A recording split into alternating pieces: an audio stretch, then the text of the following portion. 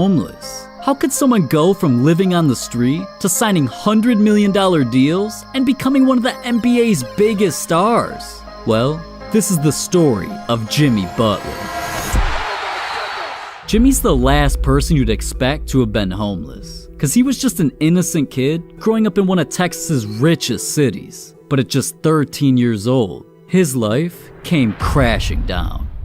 Out of nowhere, Jimmy's dad abandoned his family with no explanation. And since Jimmy looked just like the father that betrayed the family, Jimmy's mother just couldn't stand looking at his face. So eventually she snapped at Jimmy and said, "I don't like the way you look.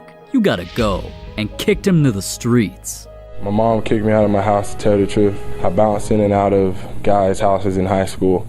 Now you'd think a teenager forced to figure out life for himself would be hard enough. But Jimmy's obstacles toward NBA stardom were about to get even harder.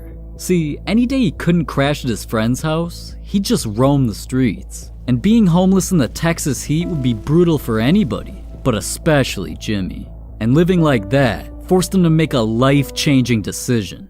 So I was always a big football fan. You know, being from Texas, football is big. I think basketball made me third. But then I wasn't a fan of the sun, wasn't a fan of the heat. Plus, I was tiny. Everybody else started growing. I was like, I don't want to get crushed. I'm gonna move inside to the AC, shoot at the orange rim. At the time, Jimmy didn't realize just how significant switching sports would become. But he wasted no time signing up for basketball at Tomball High School, where he vowed to become a star athlete. And during his senior year, Jimmy began his basketball career, which led him to making his new best friend, Jordan Leslie. But little did Jimmy know, they were about to become family.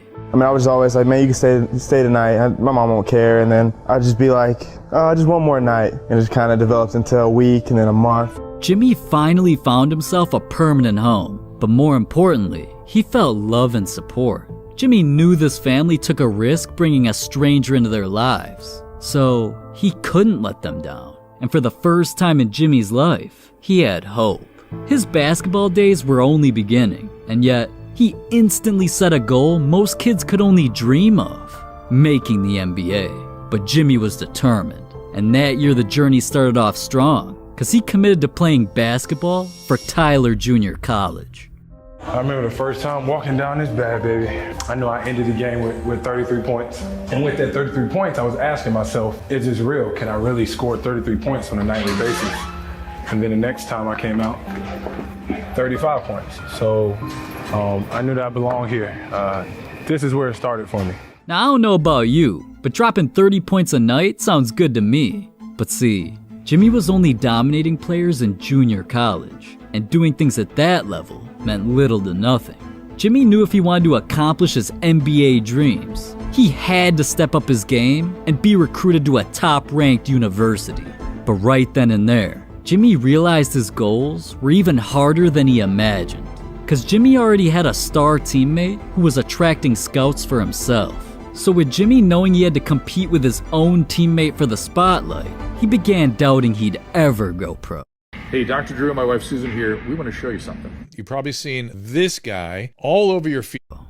And I was like, man, can I really compete with the best of these guys? You know, if you pass the ball, you might not get the ball. Like everybody trying to get to the next level. Jimmy knew that with so much competition on the team, he already couldn't afford making a single mistake, especially since his star teammate, who was already committed to Marquette University, was bringing in attention from coaches. And Jimmy knew Marquette's assistant coach, Buzz Williams, always